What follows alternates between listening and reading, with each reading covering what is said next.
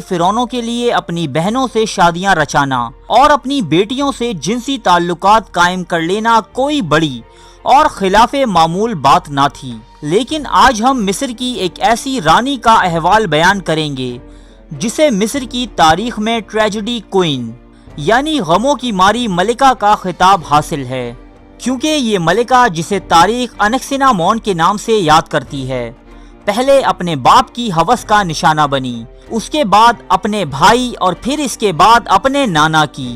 ایسا واقعہ نہ تو پہلے کبھی تاریخ میں رونما ہوا تھا اور نہ ہی اس کے بعد کبھی کسی قوم میں ایسا ہوا۔ تو چلیے دوستو کچھ روشنی ڈالتے ہیں اس ملکہ کی زندگی پر۔ توتنخ آمن نامی فرعون کے بارے میں تو سبھی جانتے ہیں کہ جس کا عالیشان مقبرہ گزشتہ صدی میں دریافت ہو چکا ہے، لیکن اس کی بہن انکسنامون کے بارے میں بہت ہی کم افراد جانتے ہیں۔ فرعونوں کے مقبروں میں بنی تصاویر اس کی زندگی کی کہانی بیان کرتی ہیں۔ وہ مصر کے 18ویں حکمران خاندان کی شہزادی تھی جو 1350 قبل مسیح کے دوران پیدا ہوئی۔ اس کا باپ یعنی فرعون آخن آتن مذہبی تبدیلیاں کرنے کے حوالے سے خاصا مشہور ہے۔ آخن آتن سے پہلے مصر میں بہت سے دیوتاؤں کو مانا جاتا، جن میں را، آمن، ہورس، اوزائرس اور آئسس شامل تھے۔ آخن آتن نے ان تمام دیوتاؤں کی عبادت پر پابندی عائد کرتے ہوئے صرف سورج کی عبادت کا حکم جاری کیا، جس کا نام آتن دیوتا تھا، اور اس نے خود اپنا نام آخن آتن یعنی آتن کا بندہ رکھا، جبکہ آخن آتن کا ایک کارنامہ دارالحکومت کو تھیبیس نامی شہر سے امرنا میں منتقل کرنا بھی ہے۔ ان تمام تبدیلیوں کے سبب مصری عوام میں وہ خاصا غیر مقبول تھا، جبکہ اس کی غیر مقبولیت کی ایک بڑی وجہ اس کی آزادانہ جنسی سوچ اور تعلقات بھی تھے۔ انکسنامون اسی فرعون یعنی آخن آتن اور ملکہ نفرتتی کی تیسرے نمبر کی بیٹی تھی۔ اس کی دو بڑی بہنوں کے نام میری تیتن اور میکی تیتن تھے۔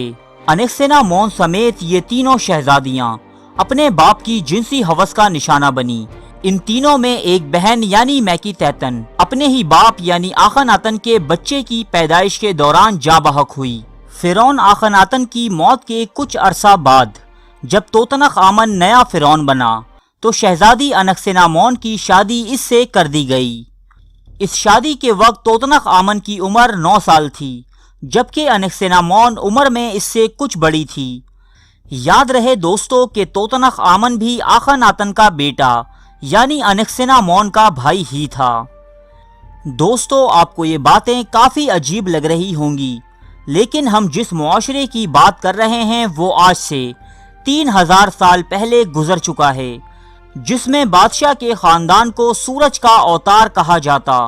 بادشاہی خون کو خالص رکھنے کی خاطر شہزادوں اور شہزادیوں کی شادیاں آپس میں ہی طے کی جاتی۔ بعد ازاں یہ شادیاں فرعونوں کی ہونے والی اولادوں میں ذہنی اور جسمانی معذوری کا سبب بھی بنتی۔ توتنخ آمن کی دریافت شدہ ممی اس بات کا واضح ثبوت ہے۔ توتنخ آمن نامی فرعون جس کی پیدائش بھی بہن اور بھائی کی شادی کے نتیجے میں ہوئی، پیدائشی طور پر نہایت کمزور اور زنانہ جسم کا مالک ہونے کے ساتھ ساتھ ایک ٹانگ سے معذور بھی تھا۔ اگلے 10 سالوں تک اس جوڑے یعنی توتنخ آمن اور ملکہ انکسنامون نے نہایت کامیابی کے ساتھ حکومت کی۔ ان دونوں نے اپنے باپ کے وہ فیصلے جو عوام میں غم و غصے کا سبب بنے تھے سب کے سب واپس لے لیے۔ شاہی مذہب تبدیل کر کے پرانے دیوتاؤں کی عبادت کو بحال کر دیا گیا۔ توتنخ آمن اور انکسنامون کی اس شادی کے نتیجے میں 2 بیٹیاں پیدا ہوئیں، لیکن یہ دونوں بھی جسمانی کمزوری کے سبب زیادہ عرصہ نہ جی سکیں۔ ان دونوں بیٹیوں کی ممیاں فرعون توتنخ آمن کے مقبرے سے برآمد ہو چکی ہیں۔ انکسنامون اور توتنخ آمن کے حالات زندگی معمول کے مطابق چل رہے تھے کہ اچانک 18 سال کی عمر میں توتنخ آمن کی موت واقع ہو گئی۔ اب انکسنامون اکیلی ہی تخت کی وارث تھی، لیکن ملکہ نیفرتتی کا باپ اور انکسنامون کا نانا جس کا نام ایا تھا، توتنخ آمن کے دور میں ایک قابل مشیر اور سلطنت کے سب سے بڑے وزیر کا عہدہ رکھتا تھا۔ اب ایا یعنی انکسنامون کے نانا نے اس پر دباؤ ڈالنا شروع کر دیا کہ وہ ایا سے شادی کر لے تاکہ ایا بغیر کسی مزاحمت کے نیا فرعون تسلیم کر لیا جائے۔ اس دور میں بھیجا گیا ایک خط ماہرین آثار قدیمہ کے ہاتھ لگا ہے کہ جو مصر کی ایک ملکہ نے ہتھیوں کے حکمران سیپلیولیوما کو لکھا، جس میں درخواست کی گئی تھی کہ ہتھیوں کا حکمران اپنے ایک بیٹے کی شادی مصر کی ملکہ یعنی انکسینامون سے کر دے، جس کے سبب انکسینامون ایا کے ہاتھوں سے محفوظ ہو جاتی۔ ہتھیوں کی سلطنت اس دور کی طاقتور ترین سلطنت تھی۔ اس خط کے جواب میں ہتھیوں کے بادشاہ نے زنانزا نامی اپنا ایک بیٹا انکسینامون سے شادی کے لیے روانہ کیا، جو دوران سفر ہی مارا گیا۔ ممکن ہے کہ اس کی موت میں ایا کا ہاتھ ہو۔ بہرحال ایا نے زبردستی انکسینامون یعنی اپنی نواسی سے شادی کر لی اور خود مصر کا حاکم بن بیٹھا۔ مصر کے تاریخی کتبوں پر ملنے والی تحریروں کے ساتھ ساتھ ایک انگوٹھی پر ایا اور انکسینامون کا نام بحیثیت شوہر و بیوی تو ملتا ہے، لیکن اس شادی کے بعد انکسینامون کا کیا بنا، اس کی موت کیسے واقع ہوئی، تاریخ اس بارے میں مکمل خاموش ہے۔ ماہرین کا ماننا ہے کہ اس شادی کے کچھ ہی عرصے بعد نہایت کم عمری میں انکسینامون کی موت واقع ہو گئی۔ انکسینامون کا مقبرہ ابھی تک ماہرین آثار قدیمہ دریافت نہیں کر پائے ہیں، لیکن یہ ان قدیم مقبروں میں سے ایک ہے کہ جن کی تلاش سائنسدانوں کو ایک مدت سے ہے۔